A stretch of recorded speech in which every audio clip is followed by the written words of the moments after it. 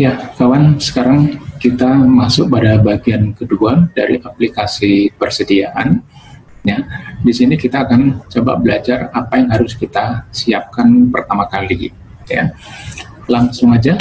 Ya, jadi untuk persediaan tentunya kita harus punya database. Jadi di sini kita bikin sheet database. Ya, nah apa nama persediaan yang kita miliki? Kita input. Mau nggak mau harus kita input sebagai database, ya.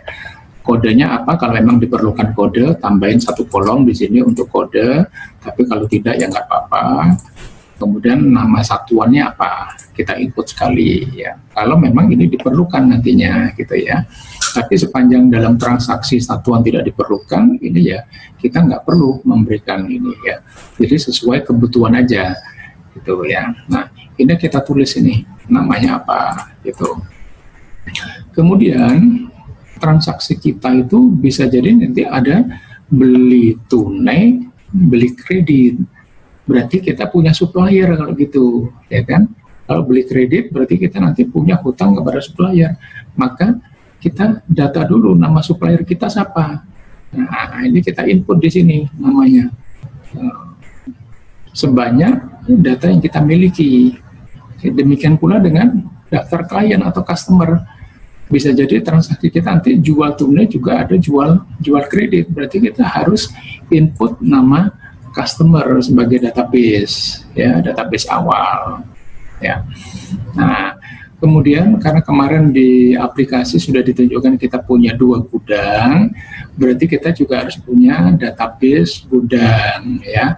Ada nama gudang, ada kode gudang. Nih, terserah Anda mau nulisnya nama dulu atau kode dulu, bebas, ya. Kalau saya lebih suka yang ditulis itu adalah nama, baru nanti kodenya kita bikin formula muncul otomatis, ya. Karena kita lebih mudah mengingat nama daripada kode. Demikian pula dengan barang. Barangnya ini kan banyak. Nah, daripada kita harus menghafal lagi dengan kode, lebih baik kita pilih nama barang, nanti kodenya yang kita bikin formula supaya bisa muncul secara otomatis, ya. Kemudian paling kanan kita bikin juga untuk bulan. Karena kemarin kita bisa milih 2 bulan, ya. Berarti nama bulan di sini kita tulis, kemudian di kolom sebelahnya dalam angka. Karena nanti yang kita perlukan adalah dalam angkanya ini, dalam beberapa formula, ya. Jadi harus ada dalam teks dan juga ada dalam satuan angka untuk bulan, ya. Ini database yang harus kita masukkan. Jadi ada database barang, stok, database nama supplier, nama klien, gudang kita, dan ada bulan. Nah, kemudian di database supplier ini perlu kita masukkan juga berapa. Kalau sekarang bulan Mei, berarti kita masukkan berapa saldo bulan Mei. Artinya saldo awal. Bisa kita ambil dari saldo akhir bulan April, ya.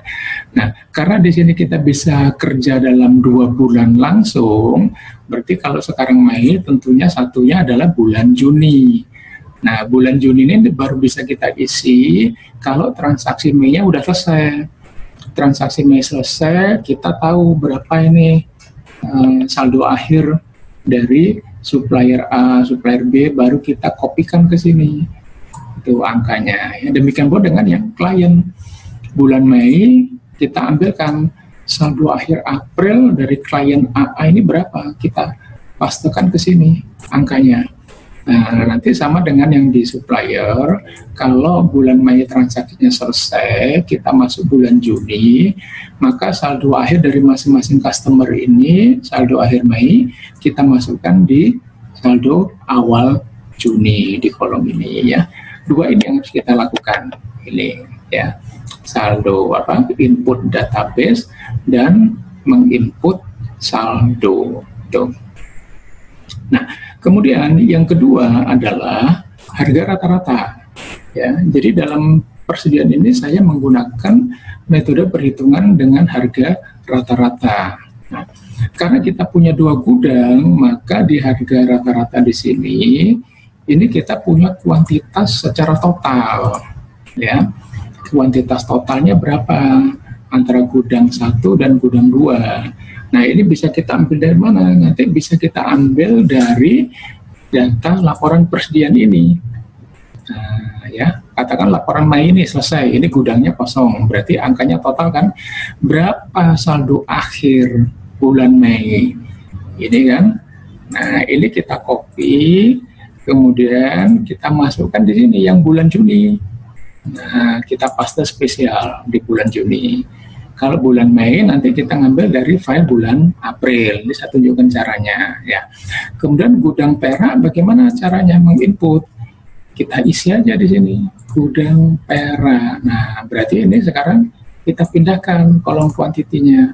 Copy, masuk ke sheet harga rata-rata, kita paste value di sini. Nah, gudang perak. Kemudian yang gudang baru gimana? Sama, kita ambil dari laporan mutasi persediaan, kita ambil gudang baru, ini kita ambil nih. Nah, kita copy, kita masukkan ke sheet rata-rata, kita pastekan di sini, paste value ya. Nah, ini.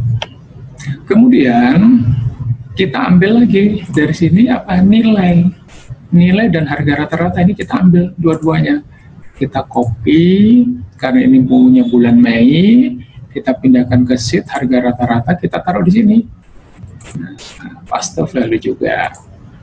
Ya, ini ya.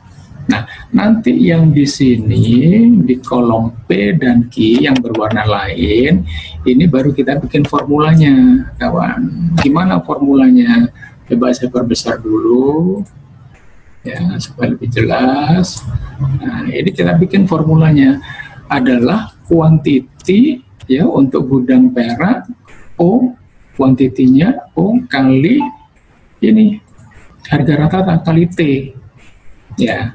Jadi ini sama dengan string O 9 kali string T 9. Nah, kan gini. Ya, kalau ini kita tarik ke bawah ini, nah maka pada saat ini kosong dia muncul 0. Ya, kalau ini dirasa tidak mengganggu ya nggak apa-apa.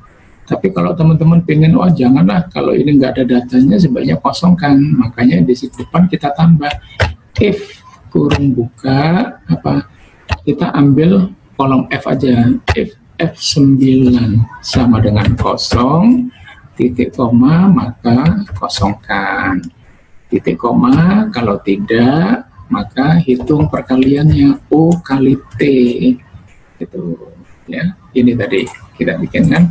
Nah, ini kita kopikan ke sini. Nah, coba kita bikin if string F9 sama dengan kosong maka kosongkan, kalau tidak string O9 kali string T9. Coba ini kita tarik. Nah, hilang dia ya. Nilai nolnya hilang. Karena apa? Karena formulanya mengatakan kalau ini kosong maka di sini kosongkan. Demikian pula yang di sini, yang untuk gudang baru, gudang satunya. Ya, ini tinggal kita kopikan aja.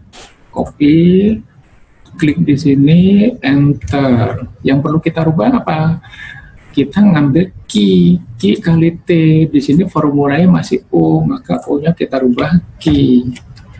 Nah, baru kita tarik ke bawah, kita kopikan.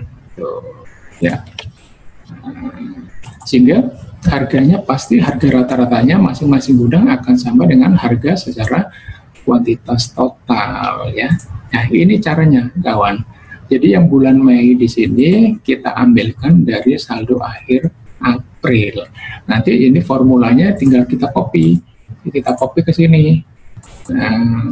Tapi jangan lupa yang dirubah apa? Bukan O kalau di bulan Mei, tapi H kuantitasnya.